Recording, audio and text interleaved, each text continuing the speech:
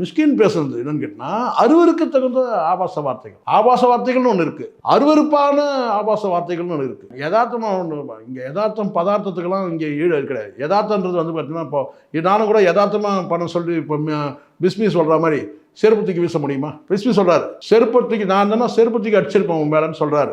அது ஒரு கோபத்தின் வெளிப்பாடு, அது அறச்சேற்றம். அது நம்ம இந்த இடத்துல பிஸ்மியை நம்ம எதுவும் சொல்ல முடியாது, இது ஒரு வகையான அறச்சேற்றம். ஆனால் அது சட்டத்துக்கு விரோதமானது கூட வச்சுங்களேன். ஆனால் அந்த மாதிரியான வார்த்தைகள் வருதுன்றேன். அப்போது வந்து பார்க்குறவங்க அத்தனை பேருக்குமே இவனை செருப்பால் அடித்தா என்ன நமக்கு தப்பு இல்லை அப்படின்ற மாதிரியான அவருடைய வார்த்தைகள் இருந்தது சார். அது ரொம்ப மோசமான வார்த்தை. இதை வந்து அங்கே ஒரு 10 இயக்குநர்கள் இருக்கிறாங்க, எதிரணியில் வந்து எதிர்க்க வந்து பார்த்திங்கன்னா வந்து உங்களுக்கு வந்து பத்திரிகையாளர் இருக்கிறாங்க, நூற்றுக்கணக்கான யார். அதுதான் சார். இப்போது சார் இவன் நல்லா தெரிஞ்சுங்க, நீங்கள் ஒரு விஷயம், இவன் போக்கிரின்னு தெரியும், பொறுக்கின்னு தெரியும்.